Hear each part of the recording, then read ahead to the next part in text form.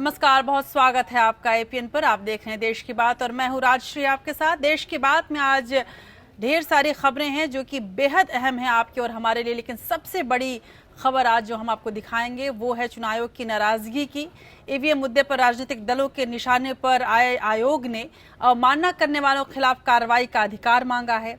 आयोग की मांग पर अवमानना कानून में संशोधन के लिए केंद्र सरकार विचार के लिए तैयार हो गई है। वहीं महाराष्ट्र सरकार की 35,000 करोड़ रुपए की किसान कर्ज माफी के ऐलान के बाद केंद्रीय वित्त मंत्री अरुण जेटली ने अहम बयान दिया है। कहा है राज्यों को कर्ज माफी के लिए खुद करना होगा पैसों का इंतजाम। आप समझ सकते हैं कि अब राज्यों पर कितना भार पड़ सकता है इन तमाम लोक लुभावन वायदों से।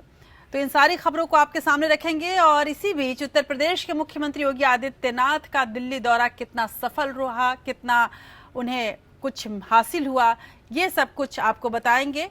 और दरअसल ये सफल है या नहीं ये कहना अभी मुश्किल है, क्योंकि बहुत सारी ऐसी समस्याएं हैं जो राज्य में मुंह बाय खड़ी हैं। उधर कर्ज माफी के लिए पैसा जुटाने दिल्ली पहुंचे योगी को पीएम मोदी से मुलाकात के बाद तोहफे जरूर मिले हैं।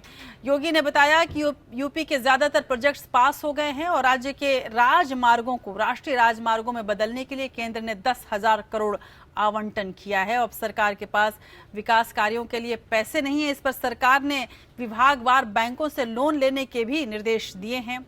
राष्ट्रपति चुनाव की भी बात करेंगे। राष्ट्रपति चुनाव के लिए सर्वसम्मति बनाने के मकसद से बीजेपी ने एक कमेटी का गठन किया है। ये कमेटी राष्ट्रपति पद के लिए आम राय से उम्मीदवार चुनने के लिए विपक्ष से बात करेगी। लेकिन क्या ये समिति महज दिखावे के लिए है या वाकई कोई गंभीर और ठोस कदम उठाएगी ये कमेटी, ये भी हम आपको बताएंगे। उधर बिहार के मुख्यमंत्री नीतीश कुमार ने देश में चल रहे किसान आंदोलन को लेकर मोदी सरकार को आड़े हाथों लिया है और शायद ये पहला मौका है जब नीतीश कुमार इस तरह से प्रधानमंत्री मोदी पर हमलावर हुए हैं। आमतौर पर प्रधानमंत्री मोदी की हर नीति से नीतीश कुमार सहमत ही नजर आते हैं, जिसको लेकर काफी विवाद भी हो गया था कि क्या नीतीश और लालू के बीच अब नहीं पट रही। लेकिन नीतीश ने किसानों को उनकी उपज का सही मूल्य नहीं मिलने और किसानों को लेकर राष्ट्रीय नीति नहीं बनाने के लिए भी केंद्र सरकार की आलोचना की है। इसे भी समझने की कोशिश करेंगे राजनीतिक परिप्रेक्ष्य में भी और बिहार के संदर्भ में भी। बेंगलुरु में कांग्रेस उपाध्यक्ष राहुल गांधी और उपराष्ट्रपति हामिद अंसारी की मौजूदगी में नेशनल हेराल्ड न्यूज़पेपर को एक बार फिर से लॉन्च किया गया और इस मौके पर राहुल गांधी ने मोदी सरकार पर सवाल उठाए और सच्चाई की ताकत को दबाने का आरोप लगाया। राहुल गांधी के इस बयान को कैसे लिया जाए कांग्रेस के इतिहास को देखते हुए, ये भी हम आपको बताएंगे। उधर सेना प्रमुख विपिन रावत के खिलाफ बदजुबानी करने वाले कांग्रेस नेता संदीप दीक्षित ने माफी मांग ली है। उसके बाद हम आपको दिखाएंगे कि विवादों में रहे जस्टिस CS कर्णन आज रिटायर हो रहे हैं और अवमानना मामले में सुप्रीम कोर्ट के साथ जस्टिस कर्णन के विवाद ने काफी सुर्खियां बटोरी और इसी दौरान वो रिटायर भी हो गए, सेवानिवृत्त हो गए, जबकि अभी तक वो भगौड़े हैं। नरेंद्र मोदी 25 जून को अमेरिका पहुंचेंगे। अगले ही दिन यानी 26 को उनकी प्रेसिडेंट डोनाल्ड ट्रंप से पहली मुलाकात होगी। इस मुलाकात में क्या क्या बात होगी ये हम आपको बताएंगे। उधर भारतीय मूल के अमेरिका के पूर्व फेडरल प्रोसिक्यूटर प्रीत भरारा ने राष्ट्रपति डोनाल्ड ट्रंप पर आरोप लगाया है। ये आरोप कितने गंभीर हैं इसकी भी जांच करेंगे। इसके अलावा भी बहुत कुछ होगा, बात इतिहास की भी होगी और बात बॉलीवुड से ज़्यादा कहूँ तो दक्षिण भारत की एक ऐसी खूबसूरत अभिनेत्री जो बॉलीवुड फिल्मों में तो बहुत कम आई, लेकिन जब आई तो उसने सनसनी फैला दी, उससे भी याद करेंगे। तो चलिए शुरू करते हैं देश की बात के इस नए सफर को।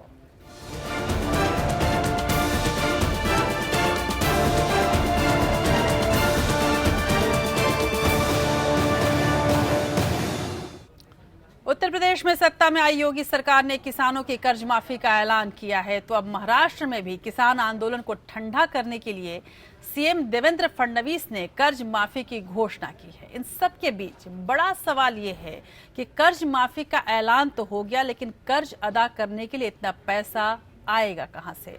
आपको याद होगा कि आरबीआई गवर्नर ने यह स्पष्ट किया था कि इस तरह की घोषणाओं से बैंकों पर सीधा भार पड़ेगा और आरबीआई इसके लिए बिल्कुल तैयार नहीं है।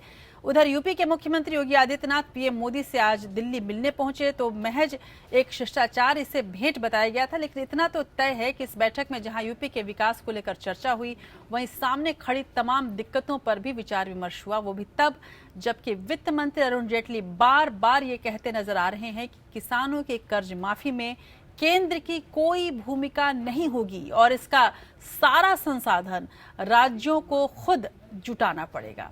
ऐसे में राज्य इस घोषणा को कैसे लेंगे, ये देखने वाली बात होगी। उधर पीएम मोदी से सीएम योगी की ये मुलाकात इसलिए भी अहम है क्योंकि यूपी चुनाव के दौरान पीएम मोदी ने बार बार किसानों के कर्ज माफी की बात कही थी।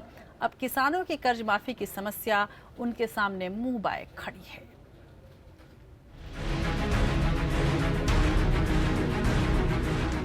यूपी चुनाव के दौरान प्रधानमंत्री नरेंद्र मोदी ने किसानों का कर्ज माफ करने का वादा किया था। योगी सरकार ने अपनी पहली कैबिनेट बैठक में इसका ऐलान भी कर दिया था। लघु और सीमांत किसानों का सरकार ने 1 लाख रुपए तक का कर्ज माफ कर दिया, लेकिन 2 महीने से भी ज्यादा का वक्त बीत जाने के बाद भी इसे अमली जामा नहीं पहनाया जा सका। किसानों की कर्ज माफी के लिए योगी सरकार को करीब 36,000 करोड़ रुपए की जरूरत है, लेकिन इतने पैसों का इंतजाम कर पाना रेगिस्तान में पानी तलाशने से कम नहीं है। माना जा रहा है कि प्रधानमंत्री नरेंद्र मोदी से मुख्यमंत्री योगी आदित्यनाथ की सोमवार को हुई मुलाकात का एक अहम मुद्दा किसानों की कर्ज माफी से भी जुड़ा था।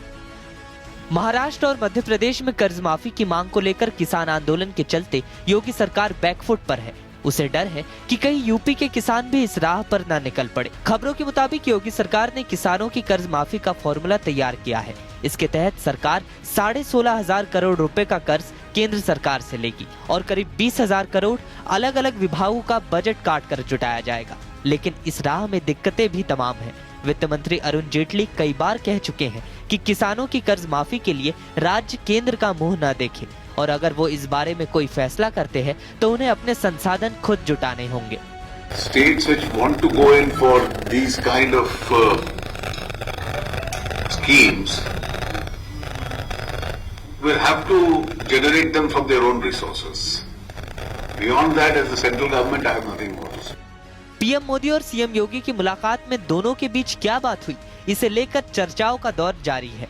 माना जा रहा है कि 2019 के रोड मैप के साथ साथ दोनों नेताओं के बीच ऐसे कई मुद्दों पर बात हुई जो फिलहाल यूपी में बीजेपी के लिए गले की फांस बने हैं और किसानों की कर्ज माफी इनमें से एक है।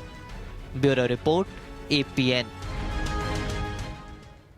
और इन तमाम तोहफों के बीच वित्त मंत्री अरुण जेटली ने कहा है कि डूबे कर्जे की रिकवरी के लिए रिजर्व बैंक ने कर्जदारों की लिस्ट करीब करीब तैयार कर ली है। पिछले महीने सरकार ने अध्यादेश के जरिए बैंकिंग रेगुलेशंस एक्ट 1949 में संशोधन किया था, जिसके तहत रिजर्व बैंक को नॉन परफॉर्मिंग एसेट्स यानी NPA या बैड लोन की समस्या से निपटने के लिए ज्यादा अधिकार मिले हैं। अब देखना होगा कि इस अधिकार से कौन कौन इसके घेरे में आ पाएंगे। उधर बीजेपी ने उत्तर प्रदेश चुनाव के दौरान बड़े बड़े दावे किए थे, जिसमें सबसे बड़ी बात की गई थी कि किसानों के कर्जे को माफ कर दिया जाएगा। लिहाजा सरकार बनने के बाद उसको लेकर पहली कैबिनेट में प्रस्ताव भी पास कर दिया गया, लेकिन अब सरकार के पास विकास कार्यों के लिए पैसे नहीं हैं। इस पर सरकार ने विभागवार बैंकों से लोन लेने के निर्देश दिए हैं।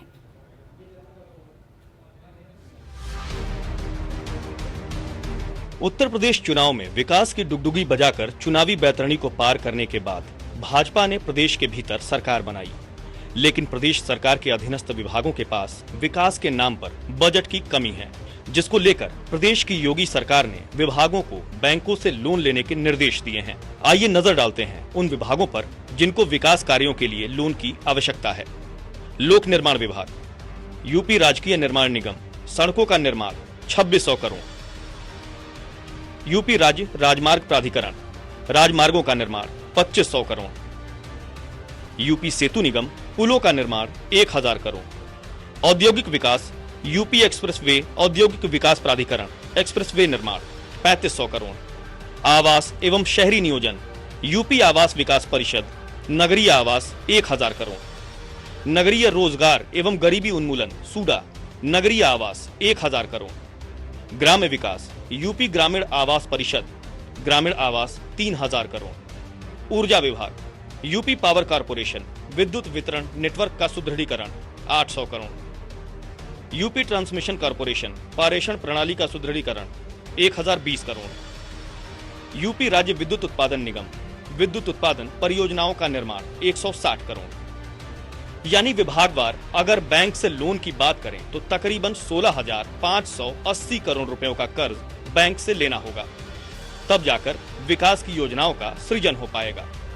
1 लाख करोड़ की घोषणा सरकार ऑलरेडी कर चुकी है।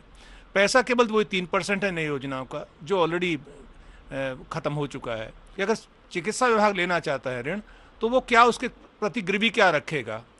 उसकी नेटवर्थ चाहिए ना, तो अपने अस्पतालों को गिरवी रखेगा। और कल को अगर सरकार ऋण वापस नहीं कर पाती है, तो बैंक के पास हक होगा कि अस्पताल को वो सीज कर ले। वहीं दूसरी तरफ कृषि मंत्री की माने तो विभाग के लोन लेने में कोई हैरत की बात नहीं है। वहीं उन्होंने योगी सरकार के विकास की बातों को दोहराया है। और कर्ज माफी के लिए, किसानों के कर्ज माफी की घोषणा हमने की है, तो उसका भी वित्तीय भार आएगा, तो हमें संसाधन तो उसके लिए जुटाने ही पड़ते हैं। विकास के दावे और बुनियादी सुविधाओं को दुरुस्त करने के लिए सरकार ने प्रतिबद्धता दिखाई थी, लेकिन राजस्व के खजानों का खालीपन सरकार के हाथ को सिकोड़ रहा है। ऐसे में जनता का कितना भला कर पाएगी सरकार, इस पर सवालिया निशान खड़ा होने लगा है। विक्रम मिश्रा, APN, लखनऊ। तो इन तमाम सवालों के बीच एक अच्छी बात यह है कि केंद्र ने योगी सरकार को यूपी की सड़कों को चमकाने और इन्हें दुरुस्त बनाने के लिए 10,000 करोड़ रुपए का तोहफा दे चुकी है। योगी आदित्यनाथ की सड़क और परिवहन मंत्री नितिन गडकरी से मुलाकात के बाद इस पर सहमति बनी और इसमें खास तोहफा मिला है बुंदेलखंड को। केंद्र सरकार ने यूपी को बड़ी सौगात दी है। केंद्रीय सड़क एवं परिवहन मंत्री नितिन गडकरी से मुलाकात के बाद मुख्यमंत्री योगी आदित्यनाथ ने बताया कि केंद्र ने यूपी में सड़कों के निर्माण और मरम्मत के लिए 10,000 करोड़ रुपए का तोहफा दिया। बीजेपी को 19 में से 19 सीटें देने वाले बुंदेलखंड के लिए 6 लेन हाईवे प्रोजेक्ट पास कर दिया गया है। आगरा लखनऊ जो एक्सप्रेस वे है, इससे होते हुए जाएंगे झांसी तक 6 लेन के इस मार्ग के निर्माण की, और झांसी से चित्रकूट होते हुए इलाहाबाद तक 4 लेन अपनी सैद्धांतिक स्वीकृति दी, अभी तो उसके DPR के आदेश भी किए हैं और उस पर कार्य भी प्रारंभ होंगे। दुनिया के सबसे बड़े धार्मिक आयोजन कुंभ के लिए संगम नगरी इलाहाबाद को भी केंद्र ने गिफ्ट दिया है। 2019 के महाकुंभ को देखते हुए सड़कों का जाल बिछाने पर केंद्र के साथ सहमति बनी। लखनऊ के लिए 7 एलिवेटेड सड़कों के निर्माण की मंजूरी मिली, तो 73 राजकीय राजमार्ग को राष्ट्रीय राजमार्ग में बदलने पर भी चर्चा हुई। यूपी के महानगरों को आपस में जोड़ने के लिए लिंक रोड बनाए जाने पर भी सहमति बनी।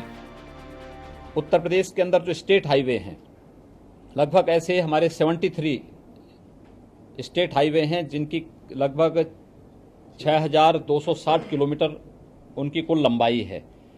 उनको भी राजमार्ग बनाने, नेशनल हाईवे के रूप में उन्हें बदलने की कार्रवाई। इसके अलावा अन्य 15 प्रस्तावित हाईवे, स्टेट हाईवे को भी राजमार्ग में बनाने के लिए आपने हमें आश्वस्त किया है। दरअसल बीजेपी को एहसास है कि 2019 में दोबारा दिल्ली जाने की राह उतनी आसान नहीं होगी। केंद्र और राज्य दोनों जगहों पर पार्टी की सरकार है। ऐसे में जनता के सवालों का जवाब उसे ही देना होगा। लिहाजा उसकी कोशिश यूपी में विकास के लिए सड़कों का जाल बिछाकर अपने सियासी रास्ते को ज्यादा आरामदायक बनाने की है। Bureau report, APN। और आज अपने खास सेगमेंट सुनिए सरकार में हम बात करेंगे कर्ज माफी और इसके लिए पैसे जुटाने की प्रक्रिया पे, और पैसे आने के बाद कमीशन खोरी और दलाली से कैसे बचेगी सरकार, इसका भी समाधान ढूंढना होगा। तो देखिए, सुनिए सरकार।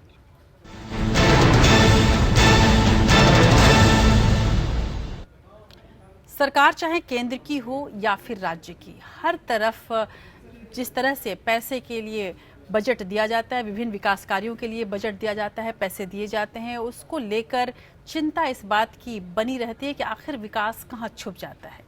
दरअसल ये तमाम विकास कमीशन खोरी के आड़ में नीचे चला जाता है। केंद्रीय वित्त मंत्री अरुण जेटली के किसान कर्ज माफी के लिए केंद्र की मदद से इनकार के बयान के बाद एक बार फिर से किसान आंदोलन तेज होने के आसार बढ़ गए हैं। उधर महाराष्ट्र के मुख्यमंत्री देवेंद्र फडणवीस के 35,000 करोड़ की कर्ज माफी के ऐलान से सरकार का वित्तीय घाटा और महंगाई बढ़ने का अंदेशा भी जताया जा रहा है। विशेषज्ञों का ये भी कहना है कि इससे वित्तीय अनुशासन में कमी आएगी।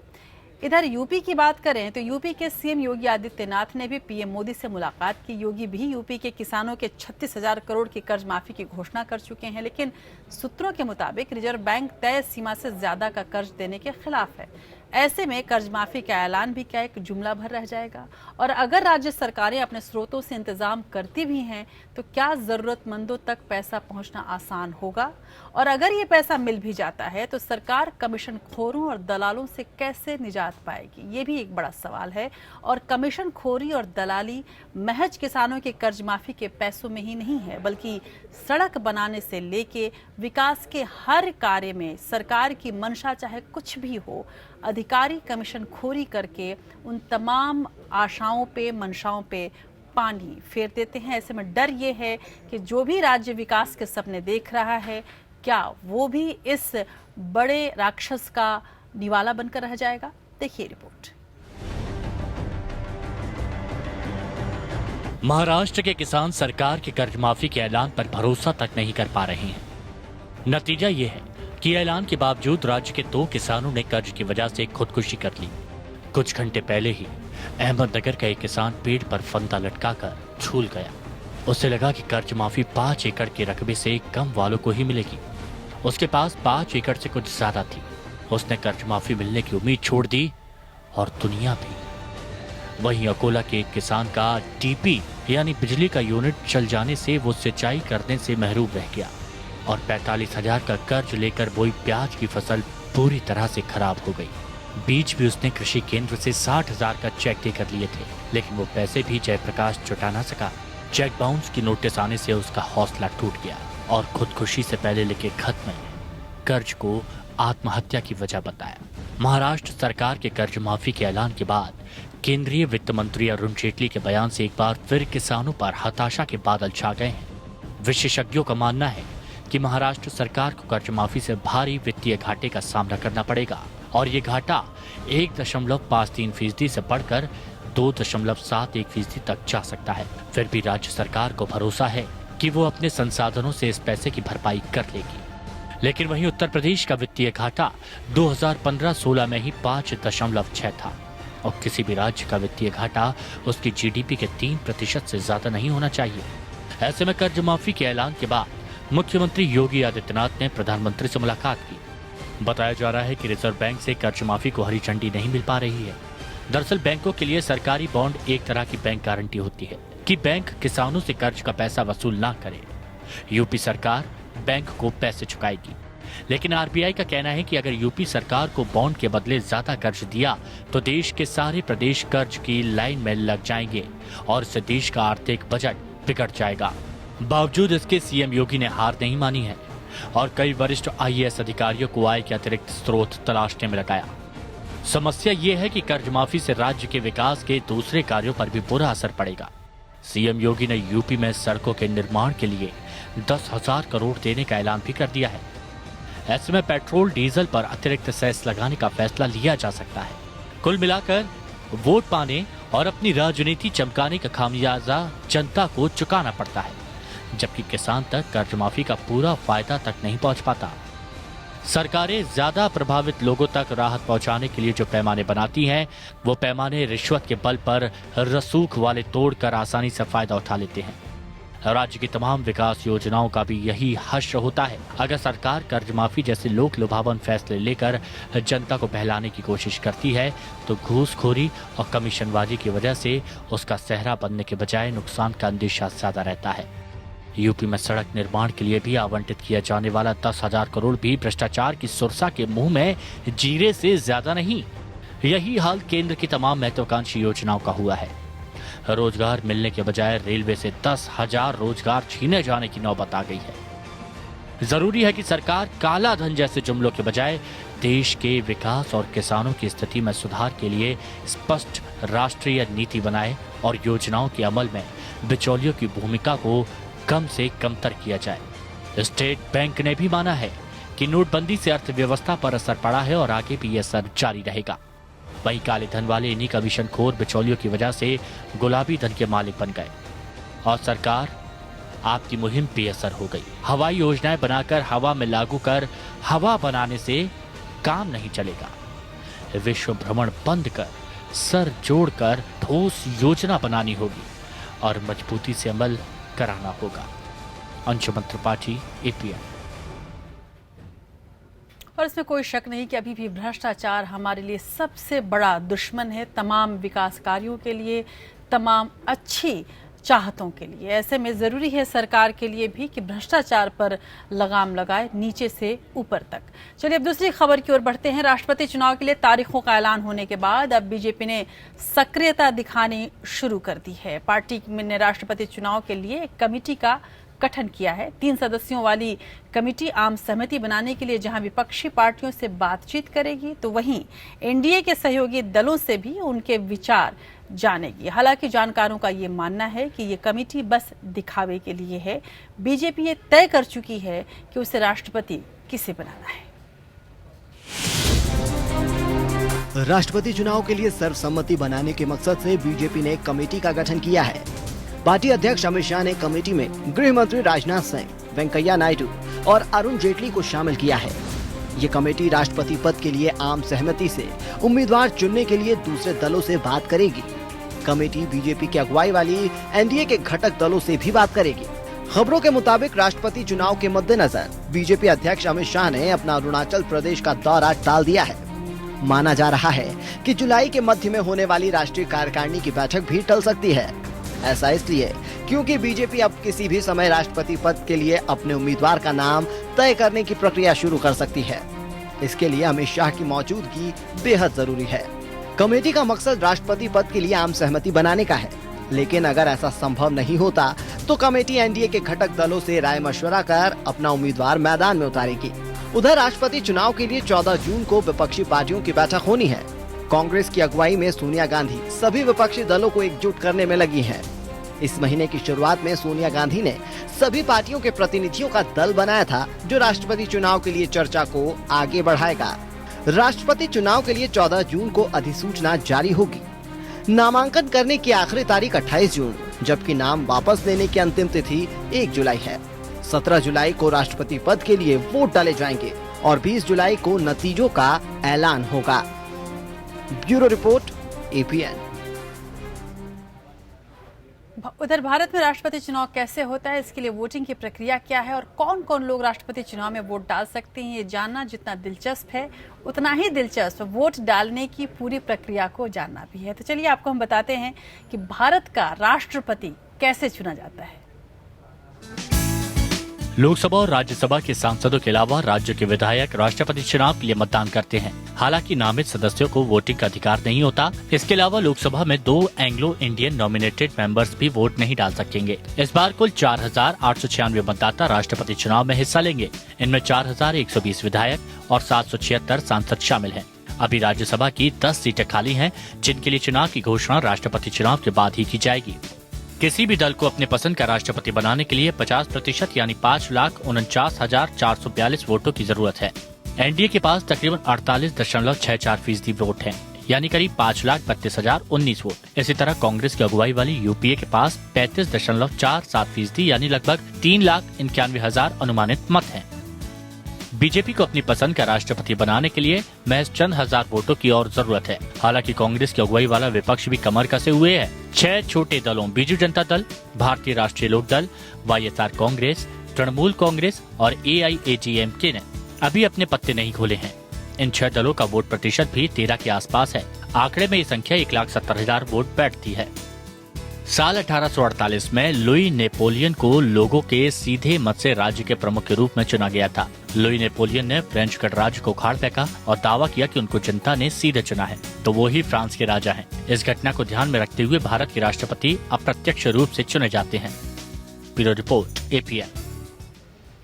और अब बात बिहार की करते हैं। बिहार के मुख्यमंत्री नीतीश कुमार ने देश में चल रहे किसान आंदोलन को लेकर मोदी सरकार को आड़े हाथों लिया है।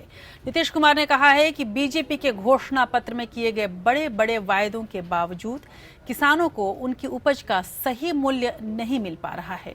नीतीश कुमार ने किसानों को लेकर राष्ट्रीय नीति नहीं बनाने के लिए भी केंद्र सरकार की आलोचना की। इस मौके पर अमित शाह का नाम लिए बगैर उनके बयान के जवाब में महात्मा गांधी के सिद्धांतों को आज के माहौल को सुधारने के लिए नीतीश कुमार ने जरूरी बताया। गौरतलब है कि ये पहला मौका है जब नीतीश कुमार प्रधानमंत्री मोदी पर इस तरह से हमलावर हुए हैं। नोटबंदी और शराबबंदी पर मोदी सरकार के साथ खड़े हुए नीतीश कुमार ने यूं तो सोनिया गांधी के डिनर को भूल पीएम मोदी के साथ लंच किया था, लेकिन किसान समस्या पर उनके सुर बदले हुए नजर आए। उन्होंने कहा कि मोदी सरकार को सबसे पहले तो फसल का उत्पादन मूल्य निर्धारित करना चाहिए। उन्होंने याद दिलाया कि जब मोदी जी प्रधानमंत्री पद के उम्मीदवार थे तो 2014 के आम चुनाव में किसानों से बड़े बड़े वादे किए गए थे, लेकिन अब तक देश के किसानों के लिए एक राष्ट्रीय नीति तक नहीं बनाई जा सकी है। मंदसौर में चल रहे किसान आंदोलन पर चर्चा करते हुए नीतीश कुमार ने यह भी कहा कि कर्ज माफी से फौरी तौर पर किसानों को राहत भले ही मिल जाए, लेकिन इससे इनका संकट कम नहीं होगा। उन्होंने कहा कि चुनाव पूर्व खुद मोदी जी ने उत्पादन मूल्य में कम से कम 50% की बढ़ोतरी का वादा किया था। इस मौके पर नीतीश ने योग दिवस किसान आंदोलन के दौरान केंद्रीय कृषि मंत्री राधा मोहन सिंह ने योग शिविर में शामिल होने पर भी चुटकी ली। नीतीश ने पीएम मोदी का 2022 तक किसानों की आय दोगुनी करने का वादा भी याद दिलाया। उन्होंने कहा कि आज किसान की आय चतुर्थ वर्ग के सरकारी कर्मचारी से भी कम है। उनके विकास के लिए एक राष्ट्रीय सोच विकसित करना जरूरी है। उन्होंने जोर देकर कहा कि आज कृषि पर निर्भर जाट, पाटीदार और मराठा जैसी मजबूत जातियों को भी आरक्षण की मांग करनी पड़ रही है। इससे जाहिर है कि देश में खेती की दशा क्या है। महात्मा गांधी पर बीजेपी अध्यक्ष अमित शाह के बयान के सवाल पर उन्होंने अपने चंपारण सत्याग्रह के 100 साल के मौके पर राज्य सरकार के कार्यक्रमों का जिक्र किया और कहा कि आज देश में बढ़ रही असहिष्णुता के माहौल को खत्म करने के लिए महात्मा गांधी का संदेश बेहद जरूरी है। Bureau report, APN. उधर राहुल गांधी ने भी सरकार पर हमला बोला है। बेंगलुरु में नेशनल हेराल्ड के रिलॉन्च के अवसर पर राहुल ने कहा कि मौजूदा वक्त में जो लोग सच्चाई के साथ हैं उन्हें दरकिनार किया जा रहा है। देश में दलितों और अल्पसंख्यकों के साथ अत्याचार किया जा रहा है और मीडिया को भी डराया जा रहा है। उपराष्ट्रपति हामिद अंसारी कार्यक्रम के मुख्य अतिथि थे। कांग्रेस उपाध्यक्ष राहुल गांधी और उपराष्ट्रपति हामिद अंसारी की मौजूदगी में बेंगलुरु के अंबेडकर भवन में नेशनल हेराल्ड न्यूज़पेपर को एक बार फिर लॉन्च किया गया। इस दौरान कांग्रेस उपाध्यक्ष राहुल गांधी ने मोदी सरकार पर जमकर हमला किया। उन्होंने कहा कि मौजूदा वक्त में जो लोग सच्चाई के साथ हैं, उन्हें दरकिनार किया जा रहा है। देश में दलितों और अल्पसंख्यकों के साथ अत्याचार किया जा रहा है। What is happening in India today is a disbalance between these two forces. The power of truth is being completely replaced by the truth of power. And anybody who attempts to say the truth is pushed aside in different forms. Dalits are beaten up, minorities are frightened, journalists are threatened, bureaucrats are threatened. Rahul Gandhi ने कहा कि मौजूदा सरकार उनके खिलाफ उठने वाली हर आवाज को दबाने में यकीन रखती है। सच्चाई की ताकत को ताकत की सच्चाई से दबाने की कोशिश हो रही है। मध्य प्रदेश और यूपी में इस सच का सामना करना पड़ा, जहां उन्हें पीड़ित परिवारों से मिलने से रोका गया। नेशनल हेराल्ड अखबार का प्रिंट संस्करण 9 सितंबर 1938 में शुरू हुआ था। हेराल्ड दिल्ली और लखनऊ से प्रकाशित होने वाला अंग्रेजी अखबार था। उस समय के संपादक पंडित जवाहरलाल नेहरू थे, लेकिन बाद में वित्तीय बाधाओं के कारण इसे 2008 में बंद कर दिया गया। इसका स्वामित्व भारतीय राष्ट्रीय कांग्रेस के पास है। इंदिरा गांधी के समय जब कांग्रेस में विभाजन हुआ तो इसका स्वामित्व इंदिरा कांग्रेस आई को मिला। आर्थिक हालात के चलते 2008 में जब इसका प्रकाशन बंद हुआ तो अखबार का मालिकाना हक एसोसिएटेड जर्नल्स कंपनी के पास था। कांग्रेस ने 26 फरवरी 2011 को इसकी 90 करोड़ रुपए की देनदारियों को अपने जिम्मे ले लिया था। मतलब पार्टी ने इसे 90 करोड़ का लोन दे दिया। इसके बाद 5 लाख रुपए से यंग इंडियन कंपनी बनाई गई, जिसमें सोनिया और राहुल की 38% हिस्सेदारी है। बाकी की 24% हिस्सेदारी कांग्रेस नेता मोतीलाल वोरा और ऑस्कर फर्नांडिस के पास है। इसके बाद एजेएल के 10-10 रुपए के 9 करोड़ शेयर यंग इंडियन को दे दिए गए और इसके बदले यंग इंडियन को कांग्रेस का लोन चुकाना पड़ा। 9 करोड़ शेयर के बाद यंग इंडियन को इस कंपनी के 99% शेयर हासिल हो गए। इसके बाद कांग्रेस ने 90 करोड़ का लोन भी माफ कर दिया, यानी यंग इंडियन को मुफ्त में एजेएल का स्वामित्व मिल गया। फिलहाल इस मामले में चल रहे मुकदमे को लेकर कांग्रेस अध्यक्ष सोनिया गांधी और उपाध्यक्ष राहुल गांधी जमानत पर हैं। Bureau report, APN. तो इधर कांग्रेस के उपाध्यक्ष राहुल गांधी ने सरकार पर निशाना साधा तो कांग्रेस के ही एक नेता बीजेपी के निशाने पर आ गए। दरअसल सेना प्रमुख को सड़क का गुंडा बताने वाले कांग्रेस नेता संदीप दीक्षित के बयान को जहां राहुल गांधी ने अस्वीकार्य बताया तो वहीं बीजेपी ने कांग्रेस अध्यक्ष सोनिया गांधी से माफी की मांग की है। बीजेपी का कहना है कि सेना का अपमान करना कांग्रेस की परंपरा बन गई है। खून की दलाली और सड़क छाप जैसे शब्दों का इस्तेमाल इसी का हिस्सा है। सेना प्रमुख बिपिन रावत के खिलाफ बदजुबानी करने वाले कांग्रेस नेता संदीप दीक्षित ने मामले को तूल पकड़ता देख बयान पर माफी मांग ली, लेकिन सियासत की भट्टी में उनके इस बयान से आंच तेज हो गई। सेना प्रमुख को सड़क छाप गुंडा कहने के अपने बयान पर माफी मांगते हुए संदीप दीक्षित ने कहा कि उन्होंने जो कहा वो गलत था, उन्हें ऐसा नहीं कहना चाहिए था। लेकिन जिन शब्दों का मैंने प्रयोग किया बाद में जब मैंने देखा खुद अपने बयान को देखा तो वो सही माने में सही नहीं था, गलत था। और तभी मैंने कहा कि इसमें बेहतर है कि आदमी माफी मांगे, क्योंकि गलती होती है और गलती की माफी मांगनी चाहिए। हालांकि बीजेपी संदीप दीक्षित के माफी मांगने से संतुष्ट नजर नहीं आई। बीजेपी प्रवक्ता और केंद्रीय मंत्री निर्मला सीतारमण ने इसे सेना के साथ साथ देश का अपमान बताया। उन्होंने कहा कि सेना पर सवाल उठाना कांग्रेस की परंपरा बन गई है। खून की दलाली और सड़क छाप गुंडा जैसे बयान कांग्रेस की मानसिकता को दर्शाते हैं। इसके लिए कांग्रेस अध्यक्ष सोनिया गांधी को खुद सामने आकर देश से माफी मांगनी चाहिए।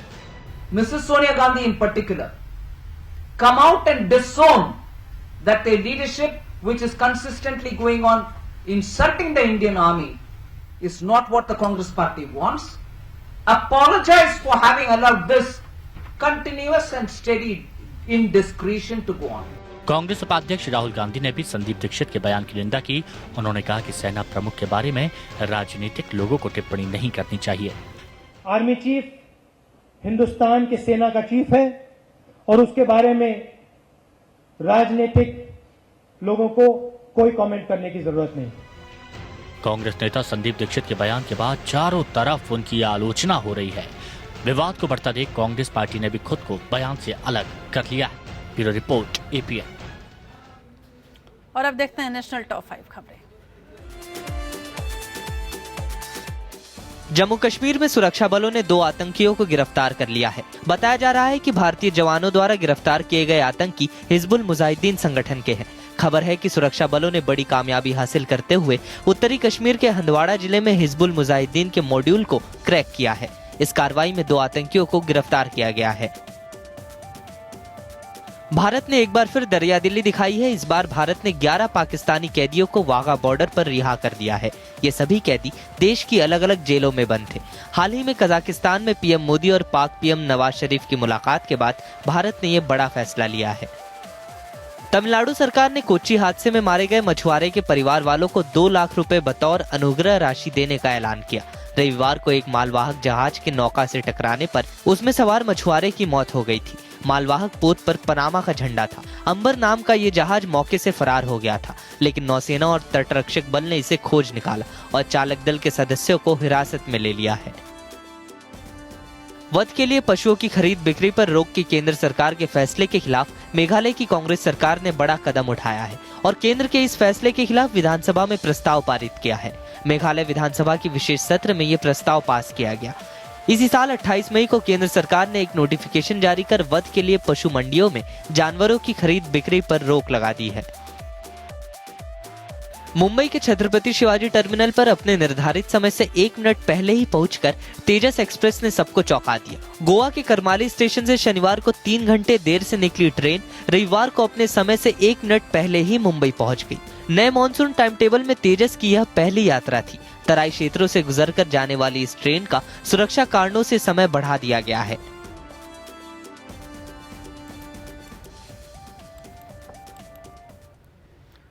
और इलेक्ट्रॉनिक वोटिंग मशीन यानी ईवीएम के मुद्दे पर राजनीतिक दलों के निशाने पर आया चुनाव आयोग काफी खफा है। चुनाव आयोग ने केंद्र सरकार को पत्र लिखकर कहा है कि उसे बेकार में बदनाम करने वालों पर कार्रवाई का अधिकार मिलना चाहिए।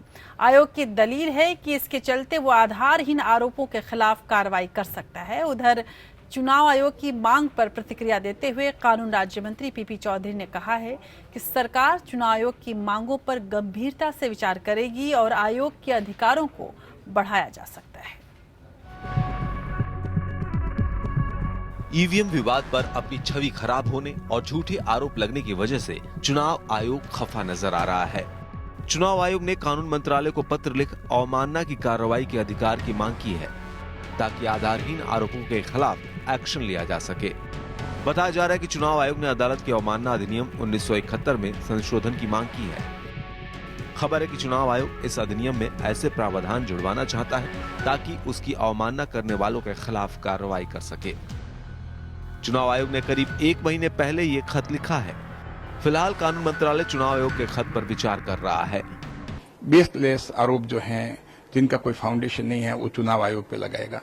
तो अगर ये चिट्ठी अगर आई है तो उसका विश्लेषण किया जाएगा और भारत के संविधान की परिधि में क्या हो सकता है और बिल्कुल पॉजिटिव जो है भारत सरकार उसमें डिसीजन लेगी, ऐसा मेरा मानना है। आयोग ने अपने खत में पाकिस्तान के चुनाव आयोग समेत दूसरे देशों का भी उदाहरण दिया है। इलेक्शन कमीशन ऑफ पाकिस्तान के पास अधिकार है कि वो उसकी छवि खराब करने वालों के खिलाफ अवमानना का केस चला सकता है। इस साल इलेक्शन कमीशन ऑफ पाकिस्तान ने अपनी इस ताकत का इस्तेमाल करते हुए इमरान खान को नोटिस भी भेजा है। इमरान खान ने अपने देश के चुनाव आयोग पर विदेशी फंडिंग के मामले में पक्षपात करने का आरोप लगाया था। भारत के चुनाव आयोग ने ईवीएम पर विपक्षी दलों की तरफ से उठाए जा रहे सवालों के संदर्भ में इस तरह की मांग की है। फिलहाल चुनाव आयोग के पास आरोप लगाने वालों के खिलाफ कार्रवाई करने का कोई अधिकार नहीं है। फरवरी में 5 राज्यों में विधानसभा चुनाव में बीजेपी के शानदार प्रदर्शन के बाद विपक्षी दल ईवीएम में छेड़छाड़ के मुद्दे को लेकर हमलावर है। खासकर आम आदमी पार्टी लगातार चुनाव आयोग पर निशाना साध रही है। आपने दिल्ली विधानसभा में ईवीएम हैक करने का लाइव डेमो भी दिया था। हालांकि चुनाव आयोग ने भी पार्टियों की चुनौती को स्वीकार करते हुए ईवीएम हैक करने का दावा साबित करने वालों को सर्वदलीय बैठक का आमंत्रण दिया था, लेकिन आप समेत अन्य राजनीतिक दल पहुंचे ही नहीं। यहां तक 4 घंटे के हैकिंग चैलेंज में कोई भी दल ईवीएम मशीनों को हैक नहीं कर पाया था। आकांक्षा सिंह के साथ bureau report, EPN.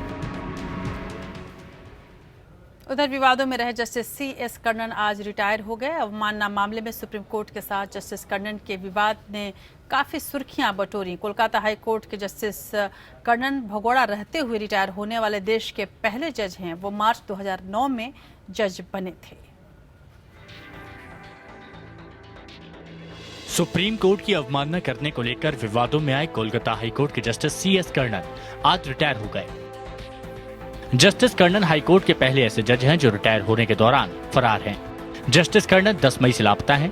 Justice CS Karnan को कोर्ट की अवमानना का दोषी ठहराया गया है। इसके लिए उन्हें 6 महीने की सजा भी सुनाई गई थी। जस्टिस कर्णन की गिरफ्तारी का आदेश जारी होने के बाद कर्णन ने भारत के मुख्य न्यायाधीश JS खेहर और 6 अन्य सुप्रीम कोर्ट के जजों को SC/ST अधिनियम के तहत 5 साल की सजा सुनाई थी। इसके बाद सुप्रीम कोर्ट के आदेश पर पश्चिम बंगाल के 5 सीनियर अधिकारियों की एक टीम चेन्नई में जस्टिस कर्णन के घर पहुंची थी। इस टीम में DGP राज कनौजिया के अलावा रणवीर कुमार, C सुधाकर, दीपांकर बख्शी और सुकोमल कांति दास शामिल थे। लेकिन ये टीम जस्टिस कर्णन को पकड़ने में नाकाम रही। वहीं इसके लिए उन्होंने चेन्नई पुलिस से भी मदद मांगी थी। हालांकि जस्टिस कर्णन कहा है इस बात का पता आज भी नहीं लग पाया है। इसके बाद सुप्रीम कोर्ट के आदेश पर पश्चिम बंगाल के 5 सीनियर अधिकारियों की एक टीम चेन्नई में जस्टिस कर्णन के घर पहुंची थी। इस टीम में DGP राज कनौजिया के अलावा रणवीर कुमार, C सुधाकर, दीपांकर बख्शी और सुकोमल कांति दास शामिल थे। लेकिन ये टीम जस्टिस कर्णन को पकड़ने में नाकाम रही। वहीं इसके लिए उन्होंने चेन्नई पुलिस से भी मदद मांगी थी। हालांकि जस्टिस कर्णन कहा है इस बात का पता आज भी नहीं लग पाया है। जस्टिस कर्णन पर प्रधानमंत्री नरेंद्र मोदी, कानून मंत्री रविशंकर प्रसाद को सर्वोच्च और उच्च न्यायालयों के वर्किंग और रिटायर्ड जजों के बारे में सुप्रीम कोर्ट के रजिस्ट्रार को अपमानजनक पत्र लिखने का आरोप है। कुछ मामलों में उन्होंने भ्रष्टाचार और जाति के भेदभाव का भी आरोप लगाया। उन्होंने उच्च न्यायालय कॉलेजियम के फैसले को भी मद्रास उच्च न्यायालय से कोलकाता उच्च न्यायालय में ट्रांसफर कर दिया था। Bureau report, APN। उधर राष्ट्रीय पात्रता सह प्रवेश परीक्षा यानी नीट के नतीजे पर लगी रोक को सुप्रीम कोर्ट ने हटा दिया है और मद्रास हाईकोर्ट के फैसले पर स्टे लगा दिया है। सुप्रीम कोर्ट ने CBSE की याचिका पर सभी संबंधित पक्षों पर नोटिस जारी किया। कोर्ट ने कहा कि कोई भी हाई कोर्ट इस मसले पर याचिका की सुनवाई न करे। सुप्रीम कोर्ट ने केंद्रीय माध्यमिक शिक्षा बोर्ड यानी CBSE से कहा है कि वह रिजल्ट जारी करे और काउंसलिंग शुरू करे। इसके बाद बताया जा रहा है कि बोर्ड 10 दिन के अंदर रिजल्ट जारी कर सकता है। इससे पहले मद्रास हाईकोर्ट की मदुरै बेंच द्वारा नीट रिजल्ट पर रोक लगाए जाने के बाद CBSE ने सुप्रीम कोर्ट में याचिका दी थी। करीब 12 लाख छात्रों के लिए बड़ी राहत की खबर आई है, जो नीट 2017 के परिणामों का बेसब्री से इंतजार कर रहे थे। सुप्रीम कोर्ट ने नीट 2017 के नतीजों पर लगी रोक को हटा दिया है और मद्रास हाईकोर्ट के फैसले पर स्टे दे दिया है। सुप्रीम कोर्ट ने CBSE की याचिका पर सभी संबंधित पक्षों पर नोटिस जारी किया है। कोर्ट ने कहा कि कोई भी हाईकोर्ट इस मामले की याचिका पर सुनवाई न करे। साथ ही सुप्रीम कोर्ट ने CBSE से कहा कि वो रिजल्ट जारी करे और काउंसलिंग शुरू करे। अनुमान लगाया जा रहा है कि बोर्ड अब 10 दिनों के अंदर रिजल्ट जारी कर सकता है। इससे पहले मद्रास हाईकोर्ट की मदुरै बेंच द्वारा नीट रिजल्ट पर रोक लगाए जाने के बाद CBSE ने सुप्रीम कोर्ट में याचिका दी थी। मद्रास हाईकोर्ट के मदुरै बेंच ने 8 जून को नीट के नतीजे जारी करने पर रोक लगा दी थी।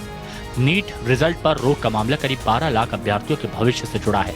करीब 10.5 लाख छात्रों ने हिंदी या अंग्रेजी भाषा में परीक्षा दी थी, जबकि करीब 1.25 से 1.5 लाख छात्रों ने 8 क्षेत्रीय भाषाओं में परीक्षा दी थी। इस साल नीट का एग्जाम हिंदी और अंग्रेजी के अलावा 8 भाषाओं में हुआ था।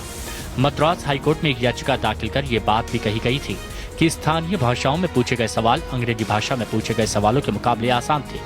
वहीं गुजरात हाईकोर्ट में एक याचिका दाखिल कर कहा गया था कि गुजराती में पूछे गए सवाल अंग्रेजी के मुकाबले कठिन थे। श्वेता भारद्वाज के साथ ब्यूरो रिपोर्ट APN। और अब देखते हैं लीगल टॉप 5 खबरें।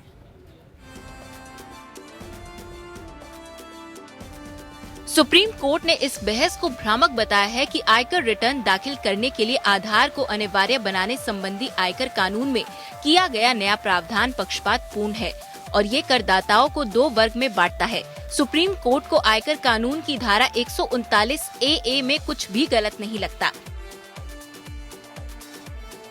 दिल्ली हाई कोर्ट ने दिल्ली विश्वविद्यालय में LLB की सीटें कम करने के मामले पर सुनवाई करते हुए बार काउंसिल ऑफ इंडिया को निर्देश दिया है कि वो दिल्ली विश्वविद्यालय के 17 अप्रैल के आवेदन पर फैसला करे। कोर्ट ने कहा कि बार काउंसिल अपने पहले के रिपोर्ट से प्रभावित हुए बिना नए सिरे से इंस्पेक्शन करे और उसकी रिपोर्ट 24 जून तक कोर्ट में सौंपे। इलाहाबाद हाई कोर्ट ने सलेमपुर के सांसद रविंद्र कुशवाहा को नोटिस जारी किया है। सांसद पर ग्राम पंचायत चक प्रेमा उर्फ भट्टवाचक में तैनात सफाई कर्मी संजय कुमार का ग्राम पंचायत अहिरोली तबादला करने का दबाव डालने का आरोप है। कोर्ट ने राज्य सरकार और सांसद से जवाब मांगा है। इलाहाबाद हाई कोर्ट ने 148 battalion CRPF commandant Ved Prakash Tripathi के तबादले पर रोक लगा दी है। वहीं हाई कोर्ट ने केंद्र सरकार से 6 हफ्ते के अंदर जवाब मांगा है। याचिकाकर्ता ने तबादला नीति उल्लंघन करने का आरोप लगाया है।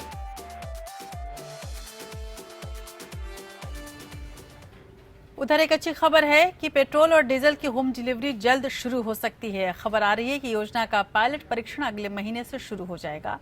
कई महीनों से मंत्रालय इस पर होमवर्क कर रहा है। हालांकि इसकी डिलीवरी को लेकर कई आशंकाएं भी हैं कि किस तरह से इसे किया जाए, कैसे इसे सुरक्षित रखा जाए, लेकिन मंत्रालय की पूरी कोशिश है कि जल्द से जल्द ये सेवा शुरू की जाए। पेट्रोल और डीजल की होम डिलीवरी के लिए पेट्रोलियम एवं प्राकृतिक गैस मंत्रालय पिछले 1 महीने से होमवर्क कर रहा है। इस दिशा में काफी खोजबीन हो चुकी है। उम्मीद है कि इस योजना का पायलट परीक्षण अगले महीने से शुरू हो जाएगा। पेट्रोल पंपों पर लगने वाली लाइनों से निजात दिलाने तथा दूर दराज के इलाकों में आसानी से पेट्रोल डीजल की पहुंच सुनिश्चित करने के लिए सरकार इन ईंधनों की होम डिलीवरी की योजना बना रही है। इससे पहले सरकार पेट्रोल और डीजल की कीमतें रोज तय करने के फॉर्मूले को अमली जामा पहना चुकी है। होम डिलीवरी की योजना कैसे काम करेगी, इस पर विचार हो रहा है। लेकिन खबर है कि मंत्रालय LPG गैस सिलेंडरों की होम डिलीवरी की तरह ही पेट्रोल डीजल की भी होम डिलीवरी होगी। इसके लिए 2 तरीके अपनाए जा सकते हैं। पहला, मोबाइल पेट्रोल या डीजल डिस्पेंसर के जरिए घर घर ईंधन की डिलीवरी हो, और दूसरा ये कि LPG की तरह पेट्रोल या डीजल भी सील बंद कंटेनर में पैक किया जाए। पेट्रोल डीजल की होम डिलीवरी पर 2 मसले मुख्य रूप से चिंतित कर रहे हैं। पहला, इसमें सुरक्षा कैसे सुनिश्चित की जाएगी, और दूसरा कि इसमें घटतौली हो गई तो उससे निपटने के लिए क्या किया जाएगा। पेट्रोल और डीजल बेहद ज्वलनशील ईंधन है और इन्हें किस तरह से वाहन में होम डिलीवरी के लिए भेजा जाए, इसके लिए कई विकल्पों पर विचार हो रहा है। Bureau report APN। प्रधानमंत्री नरेंद्र मोदी का अमेरिका दौरा तय हो गया है। 25 जून को मोदी अमेरिका पहुंचेंगे। अगले ही दिन यानी 26 जून को राष्ट्रपति डोनाल्ड ट्रंप से उनकी मुलाकात होगी। दोनों के बीच ये पहली मुलाकात है। इसको लेकर भारत काफी आशाएं पाल रहा है। अमेरिकी राष्ट्रपति डोनाल्ड ट्रंप के साथ सिर्फ फोन पर बातचीत करने का सिलसिला 26 जून को टूट जाएगा, जब पहली बार प्रधानमंत्री नरेंद्र मोदी और डोनाल्ड ट्रंप आमने सामने होंगे। पीएम मोदी का बहुप्रतीक्षित अमेरिकी दौरा तय हो गया है। मोदी 25 जून को अमेरिका पहुंचेंगे। ट्रंप के राष्ट्रपति बनने के बाद पीएम मोदी से उनकी पहली मुलाकात होगी। प्रधानमंत्री नरेंद्र मोदी के इस दौरे पर जाने से भारत अमेरिका के बीच कई मुद्दों पर सीधी बात होगी। इनमें H-1 वीजा मामला, आतंकवाद और पेरिस जलवायु समझौते जैसे मुद्दे शामिल हैं। पेरिस जलवायु समझौते को लेकर ट्रंप ने भारत पर निशाना साधा था, जिसका भारत ने भी जवाब दिया था। पीएम मोदी की यात्रा से भारतीय पेशेवरों से संबंधित वीजा मामले पर भी बात होगी। अमेरिकी सरकार ने डोनाल्ड ट्रंप के आने के साथ ही अमेरिका के आव्रजन संबंधी कानूनों को कड़ा कर दिया था। पीएम मोदी का ये अमेरिकी दौरा सिर्फ एक दिन का है, जिसमें वो डोनाल्ड ट्रंप से सीधे मुलाकात करेंगे। उसके अलावा पीएम मोदी कुछ अमेरिकी CEO से भी मिलेंगे। खबरों के मुताबिक मोदी अपने अमेरिका दौरे के दौरान मेडिसन स्क्वायर गार्डन जैसे इवेंट भी कर सकते हैं। Bureau report, APN। उधर भारतीय मूल के अमेरिका के पूर्व फेडरल प्रोसिक्यूटर प्रीत भरारा ने राष्ट्रपति डोनाल्ड ट्रंप पर आरोप लगाया है। भरारा के मुताबिक रूस ने अमेरिकी चुनाव में दखल अंदाजी की थी। भरारा का दावा है कि इस मामले में ट्रंप के खिलाफ जांच में रुकावट डालने के पर्याप्त सबूत हैं, लिहाजा उन पर केस चलाया जा सकता है।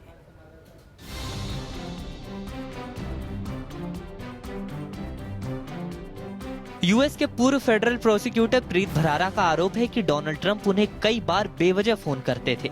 भरारा ने कहा कि जब वो FBI चीफ जेम्स कॉमे को हटाने की कहानियां पढ़ते हैं तो लगता है कि ये सब उनके साथ भी हो चुका है।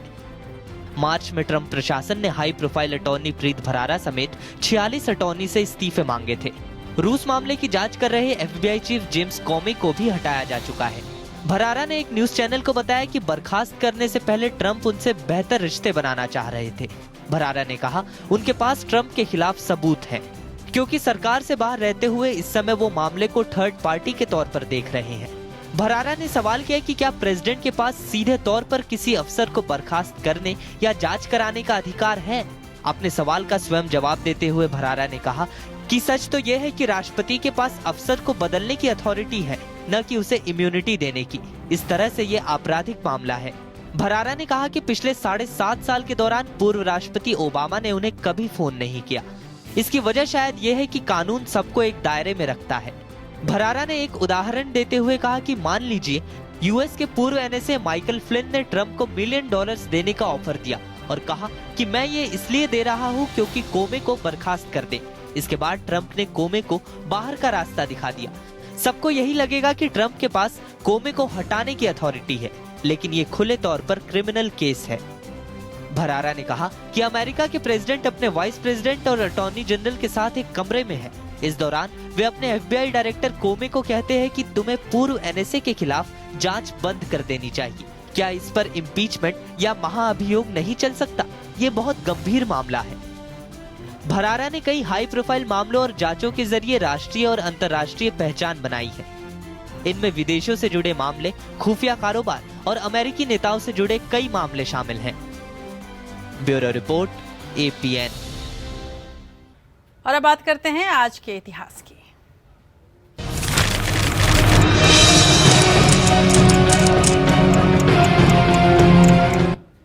बारह जून 1929 में एन फ्रैंक की मौत द्वितीय विश्व युद्ध के दौरान यातना शिविर में आज ही के दिन हुई थी। उनकी लिखी एन फ्रैंक की डायरी दुनिया में सबसे ज्यादा बिकने वाली किताबों में से एक है, जिसमें उन्होंने अपने नाजियों से छुपकर बिताए गए समय के बारे में लिखा है और उस वक्त किस तरह से जुल्म ढाए जा रहे थे इसका जिक्र किया है। 12 जून 1932 में भारत के मशहूर भरतनाट्यम नर्तकी और अभिनेत्री पद्मिनी का जन्म हुआ था, जिन्होंने बॉलीवुड में भी कुछ यादगार फिल्मों में अभिनय किया। 12 जून 1964 में दक्षिण अफ्रीका में रंगभेद के खिलाफ आंदोलन करने वाले नेता नेल्सन मंडेला को उम्र कैद की सजा सुनाई गई थी, जिन्हें भारत रत्न से भी नवाजा गया। और 12 जून 1975 में इलाहाबाद हाई कोर्ट ने तत्कालीन प्रधानमंत्री इंदिरा गांधी को चुनावी भ्रष्टाचार में दोषी करार दिया था। तो बात पद्मिनी की हो रही थी। 50 से 70 तक के दशक की सबसे महंगी दक्षिण भारतीय अभिनेत्री पद्मिनी का जन्मदिन है आज। और पद्मिनी को आपने मेरा नाम जोकर और जिस देश में गंगा बहती है में राज कपूर की नायिका के रूप में देखा होगा। 1932 में तिरुवनंतपुरम में जन्मी पद्मिनी और उनकी 2 बहनों को फिल्म जगत में त्रावणकोर सिस्टर्स के रूप में जाना जाता है। पद्मिनी ने अपने करीब 30 साल के फिल्मी करियर में तमिल, तेलुगु, मलयालम और हिंदी के करीब 250 से ज्यादा फिल्मों में काम किया। गुरु गोपीनाथ की शिष्या रही पद्मिनी को उनके भरतनाट्यम में निपुणता की वजह से फिल्म में मौका मिला और वो बेहद खूबसूरत भरतनाट्यम नृत्यांगना थी। 14 की उम्र से अभिनय शुरू करने वाली पद्मिनी ने दक्षिण के सबसे बड़े अभिनेता शिवाजी गणेशन, एम.जी. रामचंद्रन, एन.टी. रामाराव के अलावा राज कपूर, शम्मी कपूर समेत कई स्टार्स के साथ उन्होंने काम किया। राज कपूर के साथ 1962 में फिल्म आशिकी में भी पद्मिनी नायिका रही। इसके अलावा हिंदी फिल्मों में पायल, अफसाना, वासना, चंदा और बिजली, न जाने कितनी फिल्में हैं जिसमें पद्मिनी के खूबसूरत अभिनय को देखा जा सकता है। 2 बार उन्होंने फिल्म फेयर अवार्ड भी जीता और इसके अलावा उनकी असली लड़ाई जो मान जाती थी वो थी वैजयंती माला से, लेकिन कई मामलों में पद्मिनी वैजयंती माला पर भी भारी पड़ती रही। तो चलिए आज आपको पद्मिनी की बहुत खूबसूरत शॉट्स और गानों के साथ और उनके नृत्य के साथ छोड़ जाते हैं। देश की बात में आज बस इतना ही। आप देखते रहिए APN, जहां खबरों का सिलसिला जारी है। नमस्कार।